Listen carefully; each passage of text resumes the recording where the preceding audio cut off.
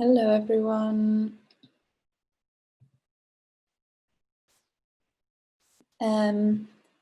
Welcome to my session today. Give me just 1 second to set everything up.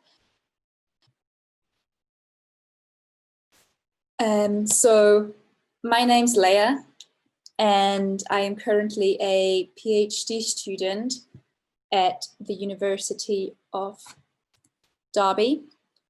And my session today will be about what can we do for nature and why don't we? And basically, because I am not an ecologist or conservation biologist, the talk I'll be giving will be a psychologist's perspective on pro-nature conservation behaviors. Now, some of you might be thinking, what does a psychologist have to do with that? And hopefully by the end of the session, you'll have a bit of an idea how my research as a psychologist ties in with nature conservation. So I'll first go over just kind of some general points of wildlife extinction and why we need to act on conservation. Then I'll tell you what we can actually do for conservation, what kind of behaviors are really useful. And then I will let you know where I come in as a psychologist and what my role is within that. So, wildlife extinction, you've probably heard it at least once or twice throughout the day, since the topic is nature. And we do know that the planet is currently experiencing quite a lot of extinction of wildlife, so big in fact that some scientists are calling it an ongoing 6th mass extinction, assuming that there have been mass extinctions in the past in this planet. And more and more there's media coverage on this as well. This was not the case a couple of years ago, but more and more newspapers, bigger newspapers like The Guardian, are reporting on it. And with that obviously comes a bit more public awareness. And there's a couple of things we know about this mass extinction. The first thing, quite important, is we are the ones who are causing it, we as human society.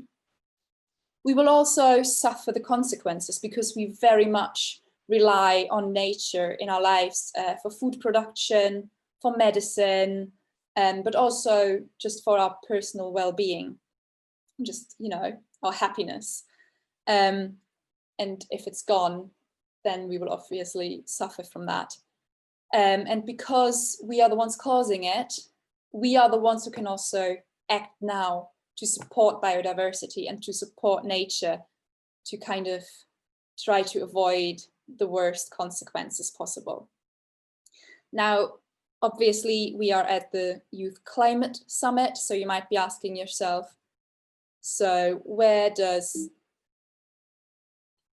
nature conservation and climate action kind of work together or not work together? Because you'll have heard a lot about kind of environmental behaviors, such as, you know, trying to avoid going to places by car or eating less meat so that we can have a lower carbon footprint.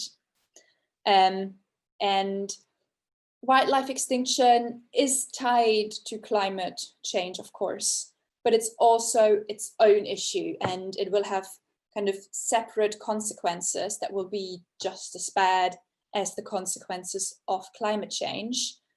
And conservation organizations and conservation specialists have been stressing the importance of more nature-specific actions rather than just behaviors that help against climate change.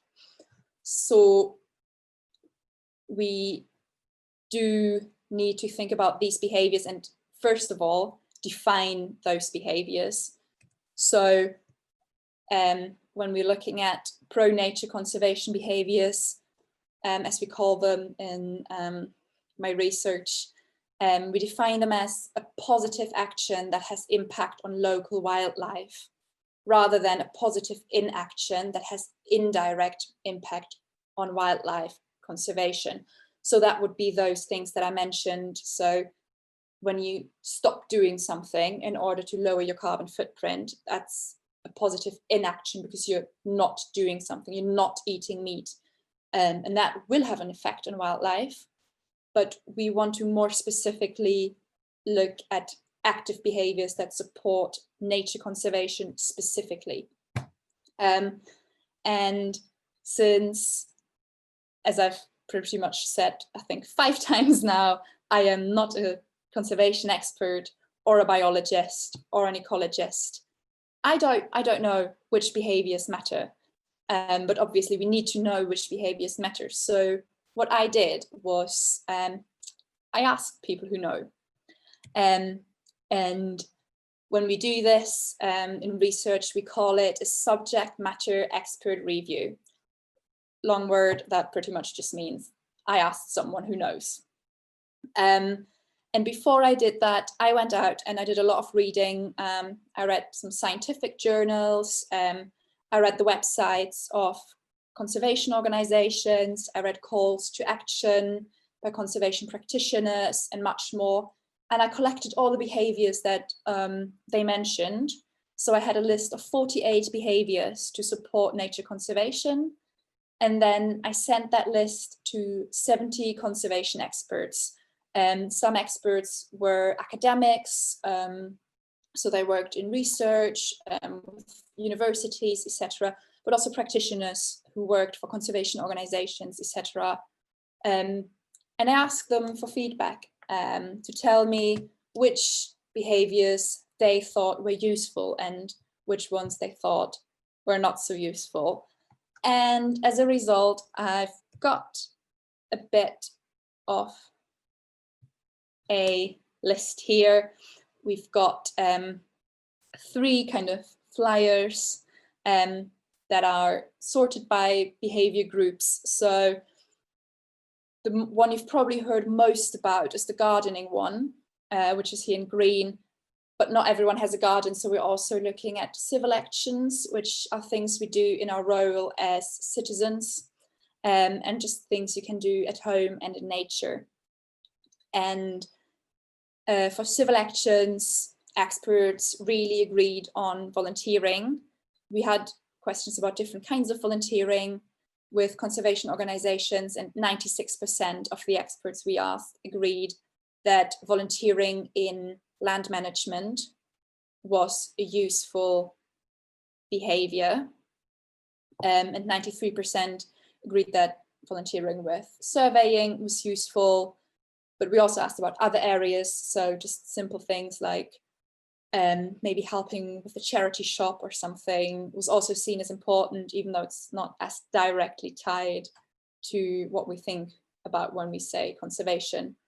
But also a bit more political actions fall under civil actions, so contacting your local authorities, writing to your MP, voting for parties with pro-conservation policies, talking to others about conservation, so friends, family, and also donating money to conservation organizations. So that obviously only goes for people who have the money to donate, though. At home and in nature, there was a bit of a focus on what we can provide to animals. So installing a nesting box for birds or a bed box, providing food for animals, water for animals, but also when you're walking in a forest or somewhere, to try not disturbing wildlife, for example, not taking your dog to a place where there's lots of wildlife so that they don't disturb the nature there. And then for gardening, you've probably heard about this idea of planting bee-friendly plants, so pollinator-friendly plants, because bees are important, but they're not the only pollinators that we have to count on. To leave an unmaintained area in your garden, just kind of let it grow wild. To install a hedgehog hole so that the hedgehogs can pass through. And then to maintain a wildflower bed and avoid insecticides. So a lot of actions focusing on the plants in your garden, but also the insects and how the insects can benefit from the kinds of plants you've got in your garden, as well as some smaller mammals. So now we know some of the behaviors that actual conservation experts think are useful. But where do I come in? I come in right here, because we know these behaviors now, and we know that quite a few people actually know about these behaviors. And we also know that people care about nature, and they know how important nature is, and they want to do something, but they don't. And that's what we call the value action gap. And up to 72% of people report a gap between their attitudes and intentions and their actions that they actually engage in. So we know that people want to do something, but they don't. And this is where we as psychologists can help to bridge the gap. And we can build a bridge by following 3 very important steps. The first one is to measure behaviors, because when we're looking at any kind of behaviors, we first need a way to assess them. We need to be able to figure out what behaviors people are actually engaging in and what behaviors they don't engage in. And when we can measure them, we can then go into understanding the behaviors. Because we've got a way to assess that, we can assess what kind of people do something for nature and why they do it and when they do it. And that will give us an understanding of what makes people act for nature. And when we know that, we can use that knowledge to change people's behavior. We can actually go and try to encourage people to do something. We can build programs that engage people with pro-nature conservation behaviors. So starting with the first step, which is pretty much what I've been doing mostly so far in my PhD, which is figuring out how to measure people's behavior. And in psychology, we like to use questionnaire scales. I'm sure that quite a few of you have seen one before, answered one before. So that's several questions that all assess different aspects of the same concept.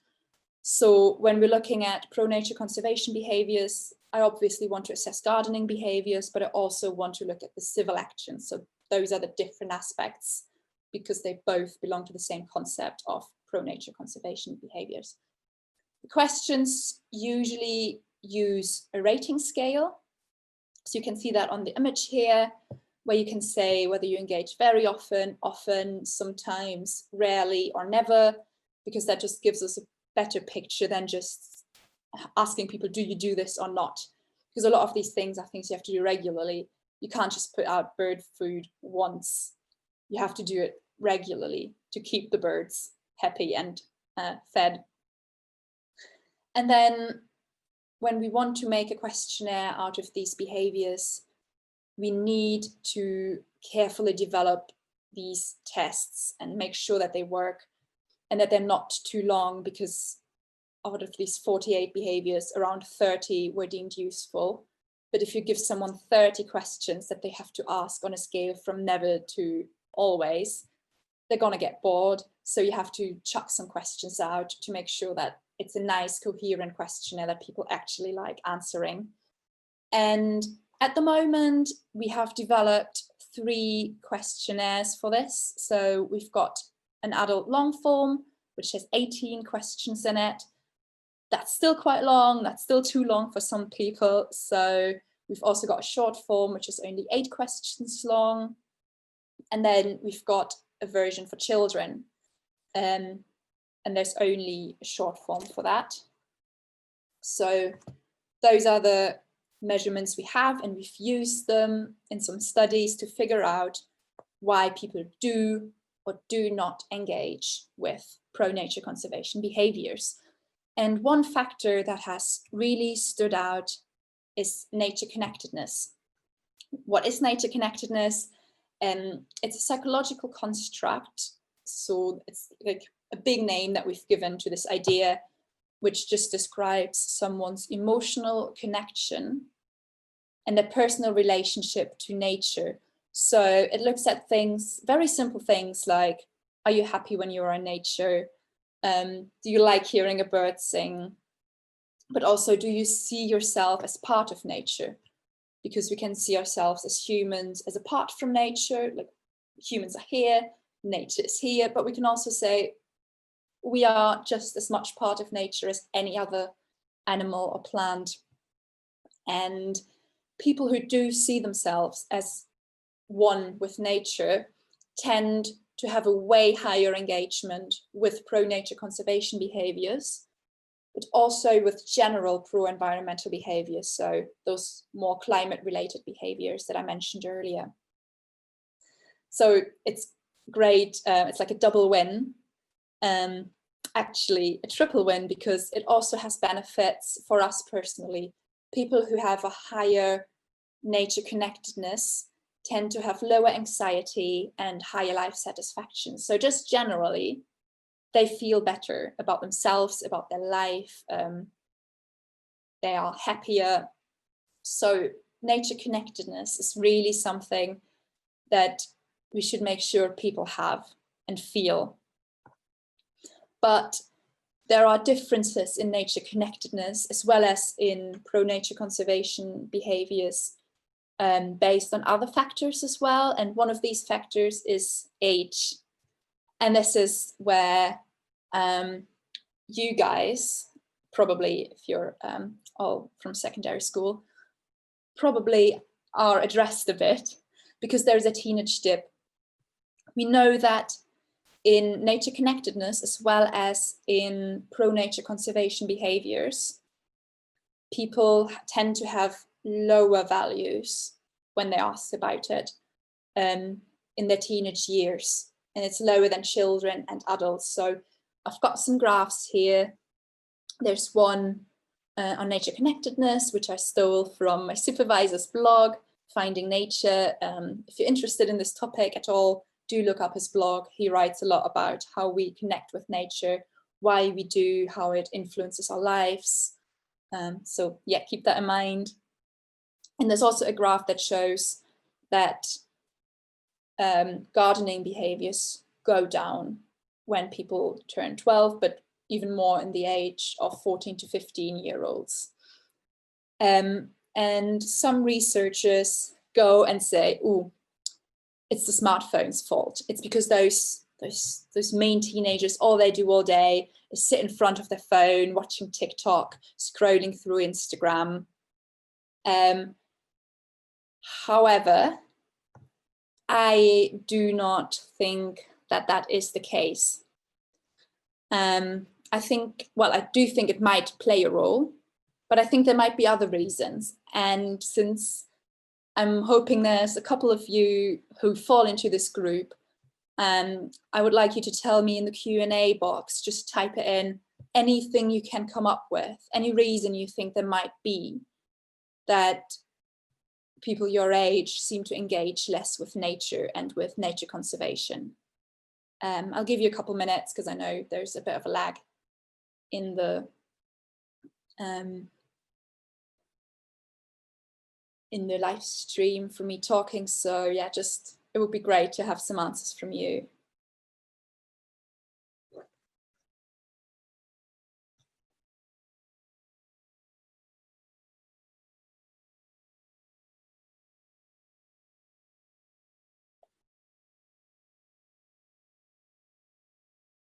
Because it's not cool. So maybe some peer pressure, boring, yeah.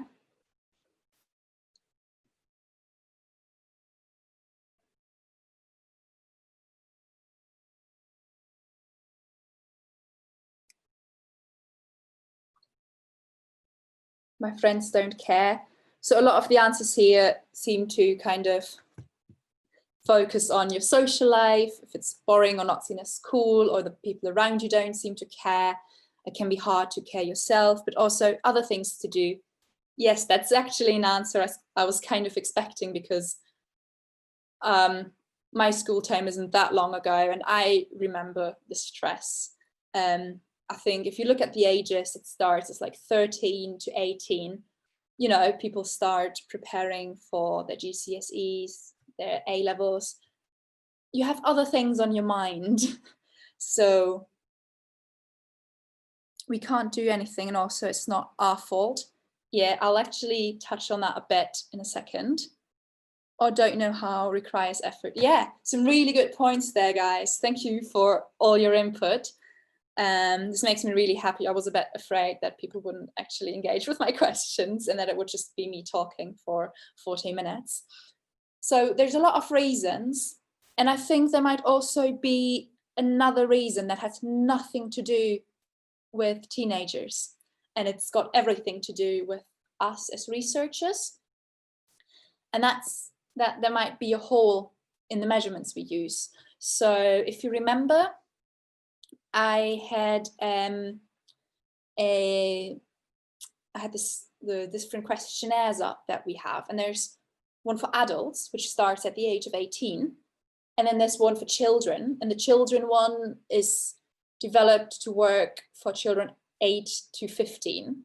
So first of all, what happens to 16 and 17-year-olds? Which measurement do they use?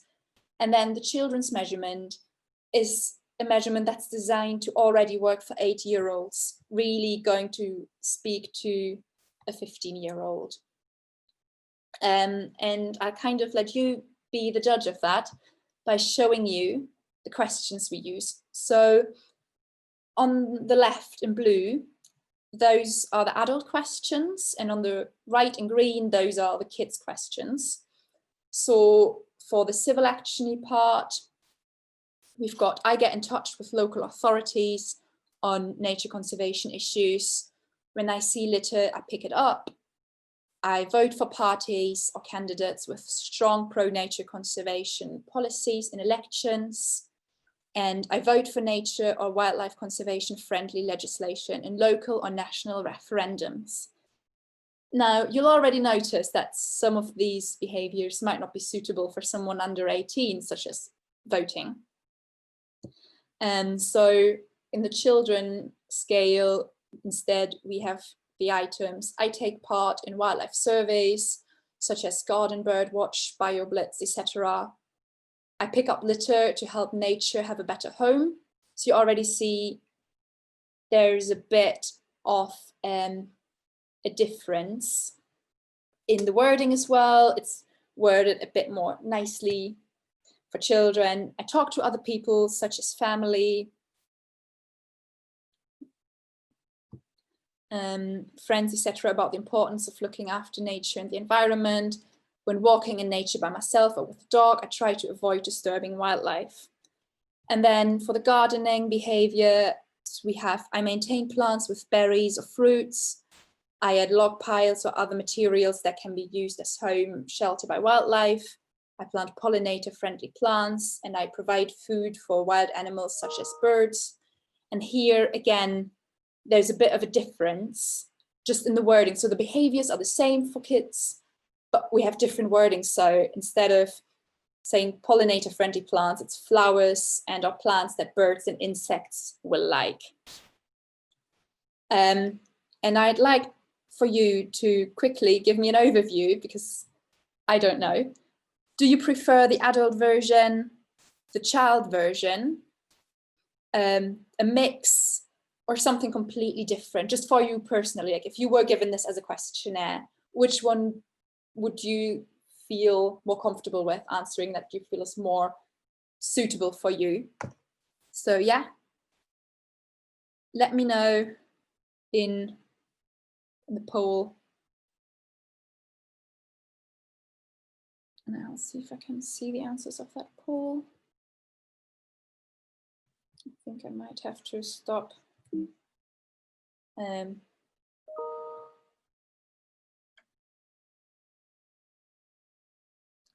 Yeah, I'm just being told. So almost 40% of you have said you would like a mix. 25% said something completely different. No one said the adult scale. So I'm assuming this might have something to do with voting behaviors maybe, and then 38% child. So just to go a bit more deeper into this, which of these behaviors do you think you can, I'll pull the answers back up so you don't have to go from memory, but again, think about this voting thing, but also maybe the wording. So which of these behaviors can you engage in? Which ones can you not engage in? Why? Or which ones do you not want to engage in? Like, is the wording a bit weird for you, or does it just sound a bit too childish? You see, I'm already using you a bit for myself to see, do I need to make another scale? Who knows? So yeah.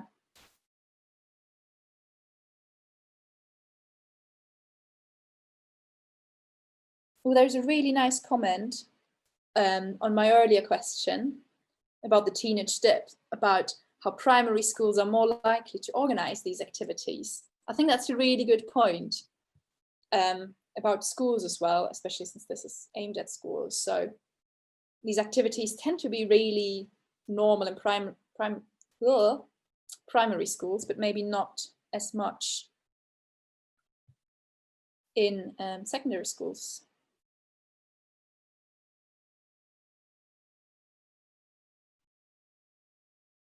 Yeah, so some are, so maybe it's more for the kids version because they're a bit easier to understand. So who knows what a pollinator is? Bees and birds is a bit more easy, yeah.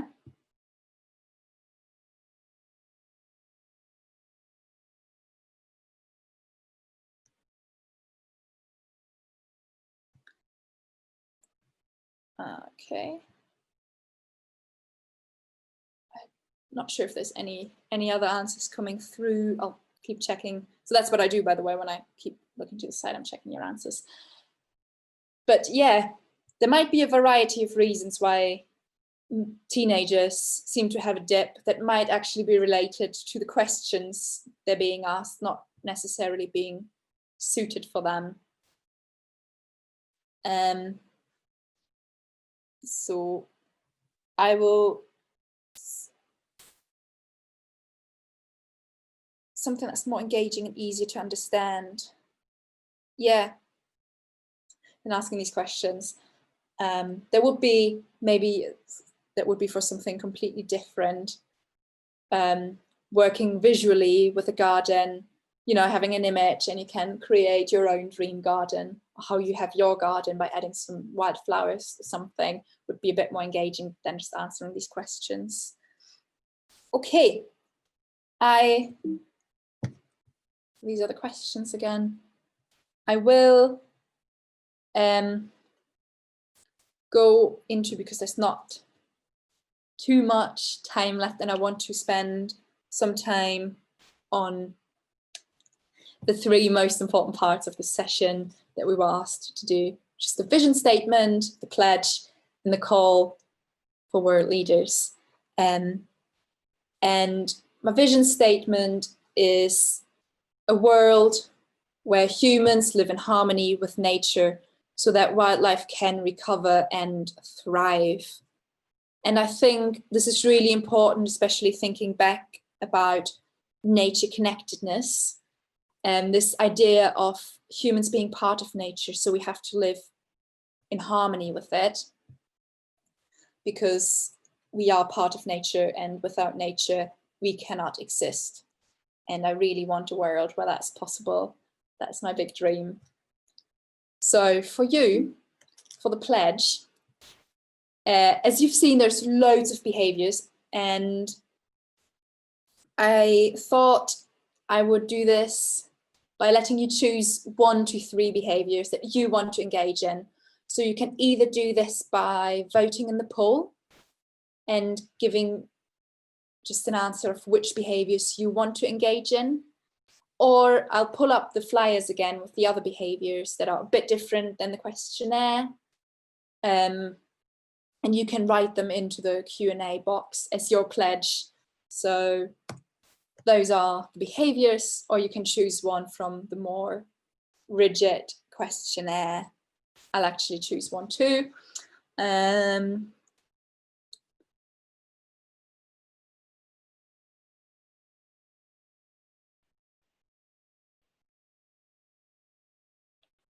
we go.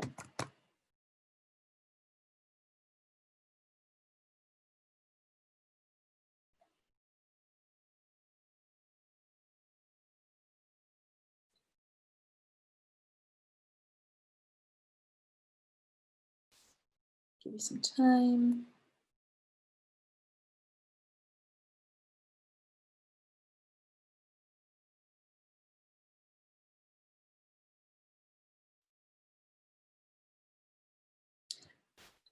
So yeah, providing food for animals if you don't have a garden. I think there are some options. There are bird feeders that you can kind of put on the outside of your windows, stuff like that. My friend has one, they're really cool. Yeah, thank you for that answer, for that pledge.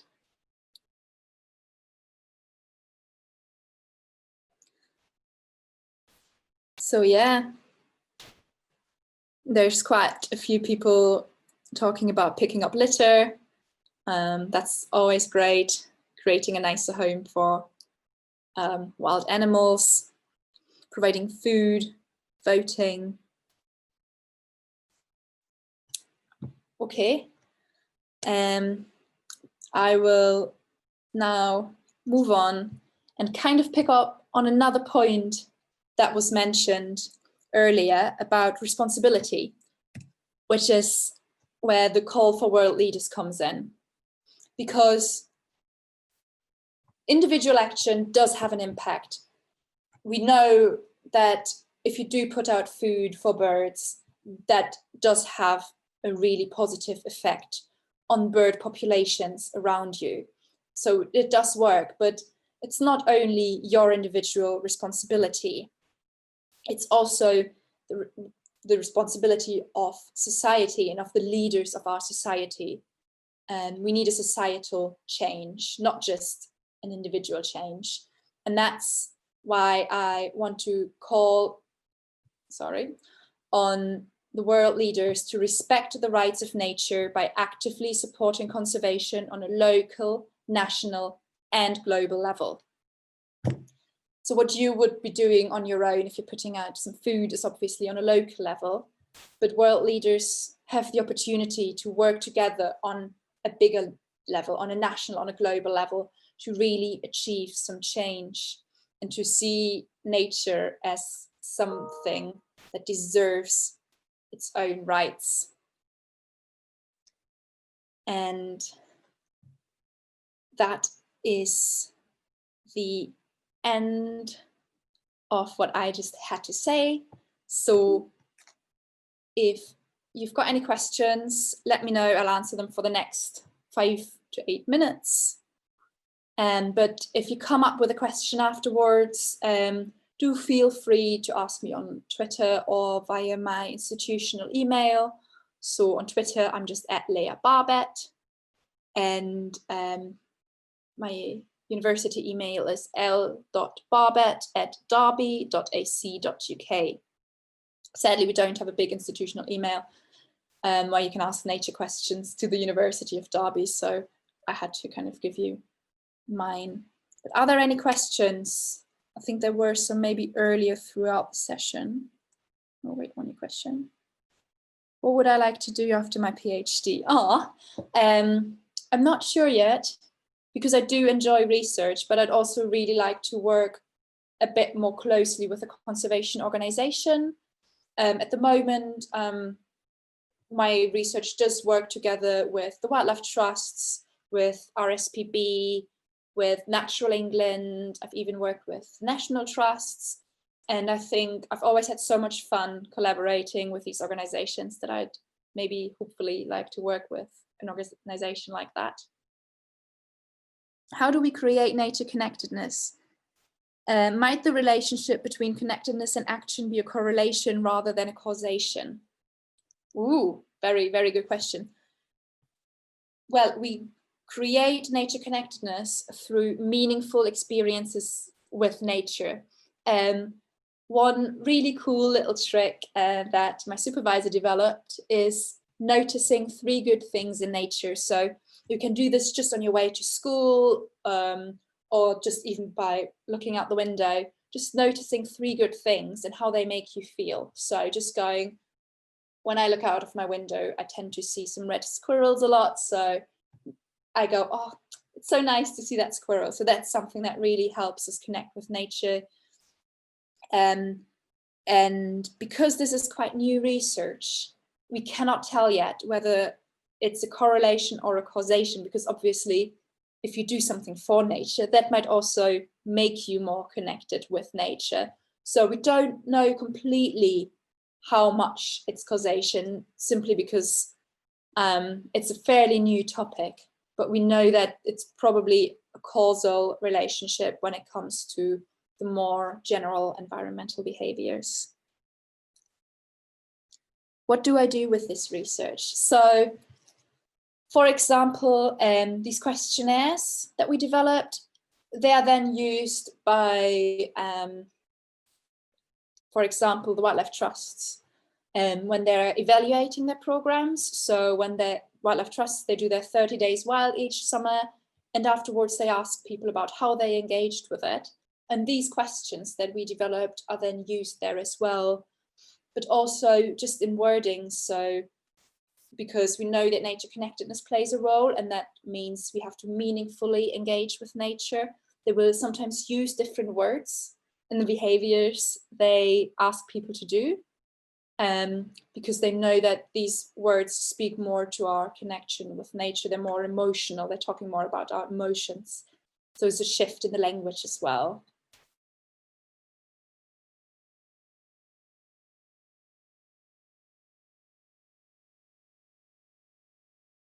Okay.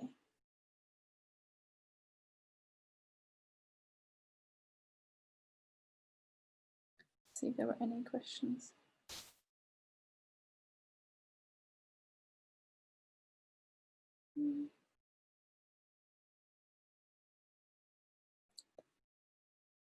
So there were some questions, I think, about schools. So I think with the, like early in the session, I think with the notes or with the comment on primary schools and secondary schools, it would be nice to see secondary schools do similar things as primary schools, just in a way that's a bit more appropriate for teenagers rather than children.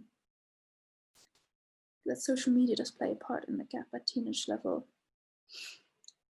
Yeah, when I say it does, I don't mean to say it doesn't play a part. I just don't think it's appropriate to make it the main villain of the story. I think social media, of course, I know that myself. I spend way too much time on my phone rather than, you know, going for a walk in nature or feeding the birds in my garden. But I don't think it's the sole bad guy here. And